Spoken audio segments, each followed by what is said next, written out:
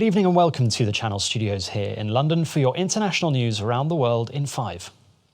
China has unveiled plans for new national security legislation for Hong Kong at the start of its annual parliamentary session that also revealed the immense economic challenges caused by coronavirus.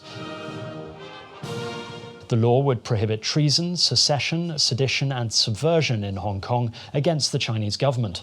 The proposal has been condemned by the United States and Hong Kong pro-democracy figures as an assault on the city's freedoms. One of the central principles of the rule of law is that everyone is equal. No one is above the law. Not even the chief executive is above the law. Are they saying that there will be a commission or an organization in Hong Kong that is above the law? Then that will be the end of Hong Kong. A Pakistan International Airlines plane reportedly carrying 107 passengers has crashed in the Pakistani city of Karachi on a flight from Lahore. Emergency services have arrived on the scene where homes have been damaged. This video footage shows crowds and ambulances near the site of the crash that has come just days after Pakistan began allowing commercial flights to resume. The US President Donald Trump has announced plans to withdraw the United States from the Open Skies Treaty, marking the third time that Trump has pulled out of an arms control pact since coming to office. Russia didn't adhere to the treaty. The US administration has said that Russia has repeatedly violated the pact's terms. The Open Skies Treaty enables member nations to make surveillance flights over each other's countries to build trust. Trump's decision could aggravate tensions within the NATO alliance. Brazil's President Jair Bolsonaro has said he will sign off a $10 billion federal aid program for states and cities impacted by coronavirus, but asked governors for support by freezing public sector pay increases. Bolsonaro has been under growing pressure for his handling of the outbreak, which looks set to destroy the Brazilian economy and threatens his re-election hopes. In the coming days, Brazil is likely to become the country with the second most confirmed number of coronavirus cases behind only the United States. A United Nations war crimes prosecutor has confirmed the death of a major suspect in the Rwandan genocide, Augustin Bizimana.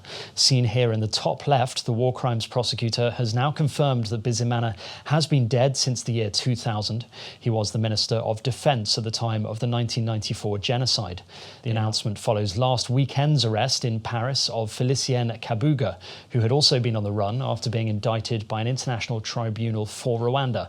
Following last week's arrest of Kabuga, the prosecutor says the search is still on for 6 other fugitives who are accused of genocide. 10 ministers in South Sudan are now confirmed to have contracted coronavirus.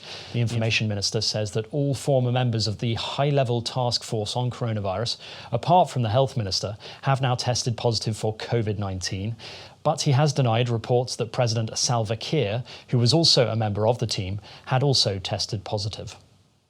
The United Nations has called on Malta to disembark migrants who have been at sea for 2 weeks and on the EU to relocate them.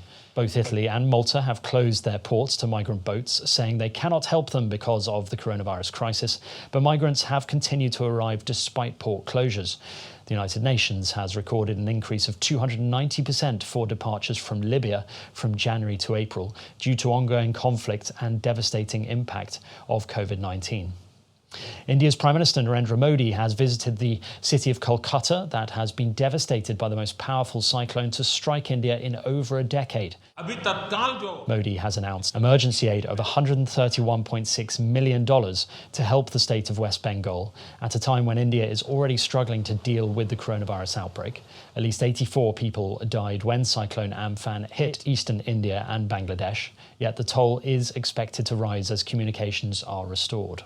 Protesters have gathered outside a hospital in the French capital of Paris to support health workers demanding better pay and working conditions. The demonstrators seemingly ignored social distancing guidelines. The rally was summoned by activists over Facebook, and according to their last posts, 3 people were arrested. More rallies to support those detained are expected over the weekend.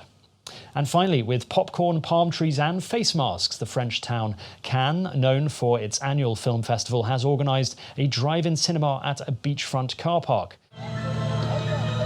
The 51 vehicles allowed to the screening were parked in every other space, and staff wearing face shields scanned barcodes on tickets. The mayor of Cannes said it was the town's way of paying homage to cinema. And that's your international news around the world in 5. Now back to the Channel studios in Lagos.